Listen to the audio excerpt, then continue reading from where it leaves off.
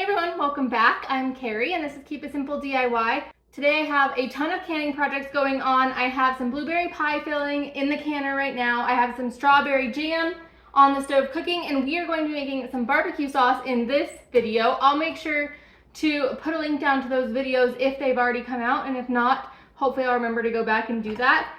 So I'm going to be making barbecue sauce. I'm going to be using the all-new Ball Book of Canning and Preserving. I have this book as a digibook, and this is the Papa's Bywater Barbecue Sauce.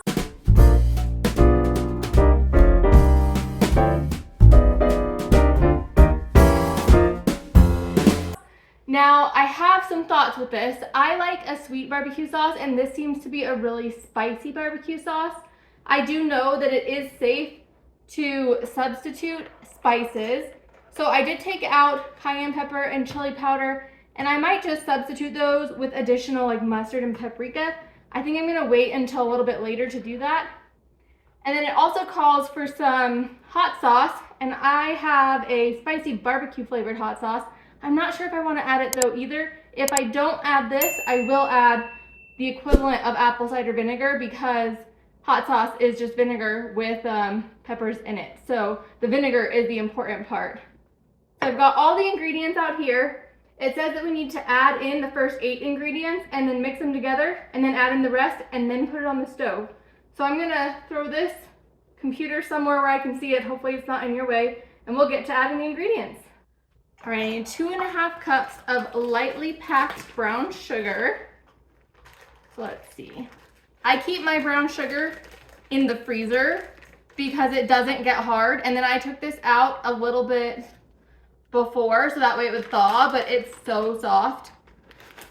I also want to mention while I'm measuring this out that when you're canning you have to be very precise, because especially like water bath canning, because we have to make sure not to add any like low acid ingredients in there. But we want to make sure to follow a tested, safe recipe every single time we're canning, because we just want to make sure we're not harming anybody with the food we make. Okay, so there's 2.5 cups of lightly packed brown sugar. I need 3 tablespoons of kosher salt, and I'm going to be using sea salt because it's non-iodized. So 3 tablespoons. It's a little bit clumpy here. Oh goodness. Okay, 1, 2, and I need a little bit more, and 3. Now when you run out of an ingredient, do you refill the container or do you put it away empty? Oh, I don't want that going in there. Put it over the sink. I find that a lot of times I leave it empty and then I get mad at myself later. I also need 3 tablespoons of garlic powder. You know what? I'm just gonna grab the big one. That way I don't have to refill the little one. 1, 2, 3. We made it through the first page of ingredients. Let's go to the next. And these ingredients are so tiny on that screen. 3 tablespoons of onion powder as well. I'm gonna use the big one again. That just seems to make a whole lot more sense. Let me move these back.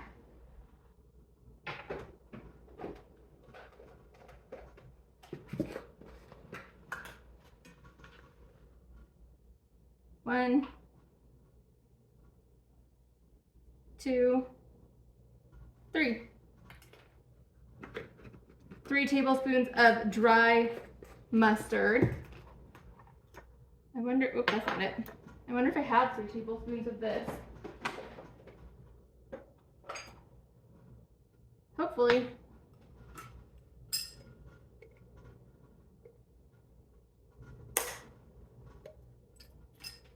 Okay, 1 coming up.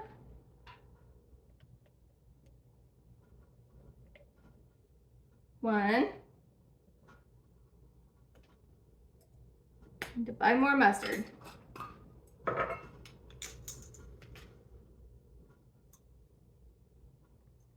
2. All right, 3 was the exact amount. So that's all we have. We're out of mustard now. I will put that on my grocery list.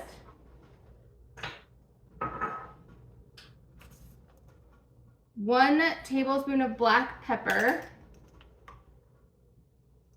Happened again.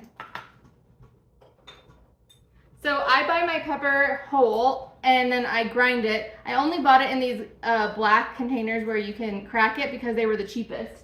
I would have bought it like in a more of a bulk setting if it was cheaper.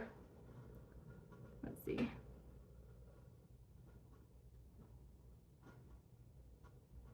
Okay, 1 tablespoon. I guess we'll refill this jar.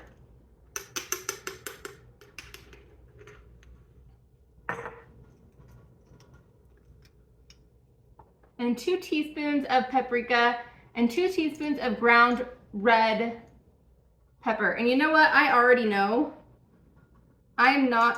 this doesn't have enough in there. I'm not gonna want the hot peppers or the chili pepper. Oh, I can probably do the chili pepper. Let me think on that. I'm definitely going to replace the cayenne with the ground paprika.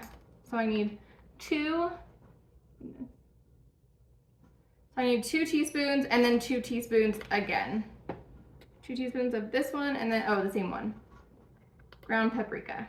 1, 2. Because I just don't want it super spicy. What do I want to do about the chili powder?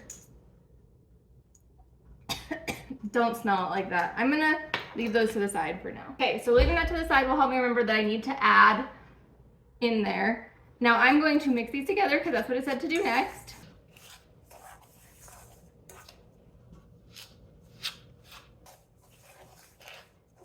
Okay, I would say that we're mixed.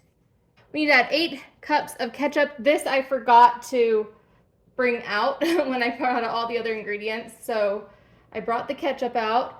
That was 4 cups. I'm going to add another 4 cups to my 4-cup measuring cup. Okay, my second amount of 4 cups. That gets us to the 8.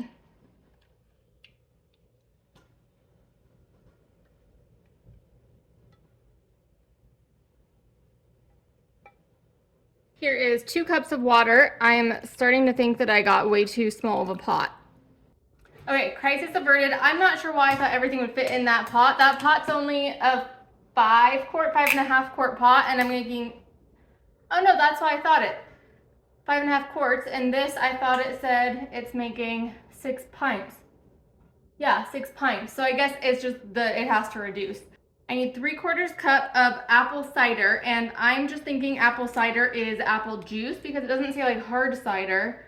And then it also does call specifically for, there we go, for apple cider vinegar as well. So I know this isn't the vinegar. So we need 1.25 cups of apple cider vinegar.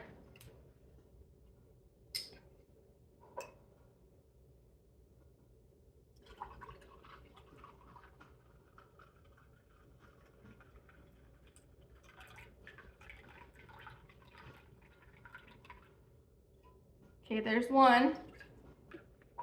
Here comes the 1/4.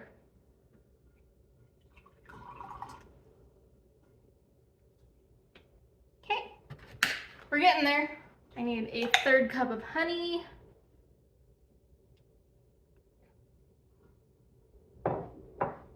This is a 1/4 cup. Well, we're going to fill it like it's a 1/3. So there we go. 1/3 cup of honey.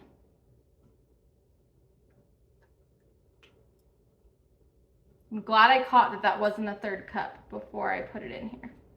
And then I need a 1/4 cup of Dijon mustard. I think I'm gonna have to grab another one of those as well. Okay. Almost all the ingredients are in now. We're getting really close. I feel like this has a ton of ingredients. Does that mean that it'll taste really good? Hopefully. 2.5 tablespoons of Worcestershire.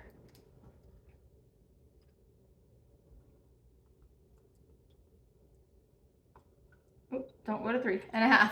2 tablespoons of lemon juice.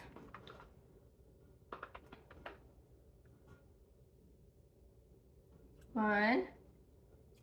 Oh, that was a little bit more. That's okay. I'll add a little bit more in. Lemon juice will definitely not hurt this recipe. That actually might help out with the hot sauce. So maybe I'll just do a little less on the hot sauce. All right, that's all the ingredients I'm going to add for now. I have 2 more ingredients I need to add, which is chili powder and the hot sauce. I'm going to clean everything else up, and I'm just gonna mix this before putting it on the stove. I might even, give it a little bit of a taste test just to see what the heat tastes like before I heat it up. What the heat tastes like. What I mean is how spicy it is before I heat it up. I should definitely wait and do that after, but I want to cook all the ingredients at the same time. So I might do that. And then I also have only a couple minutes, so I have to take things out of the canner. Then I think I'm gonna eat some lunch before I actually get this on to boil. All right, this sauce has been boiling away, thickening itself up for quite a while now. I'm really happy with the consistency of it. Actually, let me bring you in and show you. So now all that's left to do is get these jars filled and then get them processed. I do have the Dutch oven right behind this. That is processing the last few of the little strawberry jam quarter pints.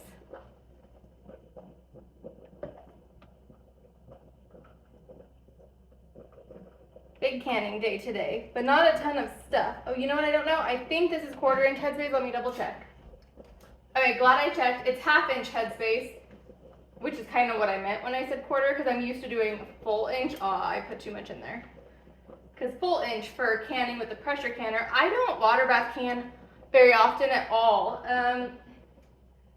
Yeah, there's not a whole ton. I mean, I made sweet chili sauce, and that's water bath canned. I don't typically make jams. I'm making jam today because I had a lot of fruit. But I just don't eat a lot of jam. And then I made pie filling today, which I think I want to continue to keep making that.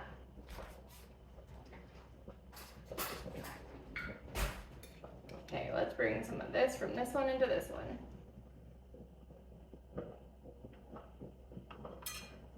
I am going to wipe the rims, get a lid on them, and then these will actually process for, it said 20 minutes, and so I'm at high altitude, so for me that's a 1/2 hour.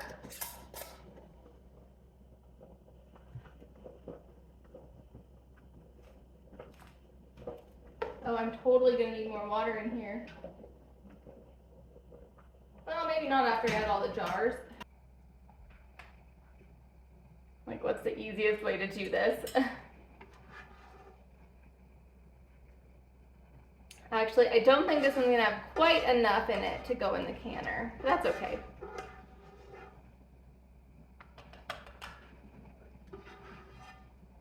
I need to add a little bit more water into this pot. Actually, I've got hot water right here.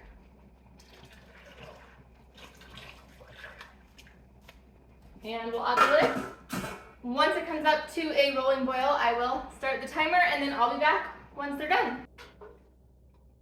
All right, the timer went off, and I have given these enough time to sit in the water. I'm going to take them out, and then our canning day is complete. You guys, barbecue sauce would make a great homemade gift if you had like a favorite barbecue sauce to make. I don't have a favorite yet. I'm still working on it. Hopefully I like this one better than the last. The last one wasn't bad, it just wasn't my preference. Okay, we did it. These jars are going to sit on the counter until tomorrow around this time, and I'll see if they all sealed. If they sealed, I will get them into the cabinets after labeling them and washing them, and if they didn't, they'll go in the fridge. If you like this video, please give it a thumbs up. If you have a favorite recipe for barbecue sauce that's a safe, tested canning recipe, please leave it down below, or the link or something, so that I can try it out next time. If you enjoyed this video, please give it a thumbs up. If you haven't yet, please subscribe. I'd love to see you here, and I'll see you next time. Bye-bye.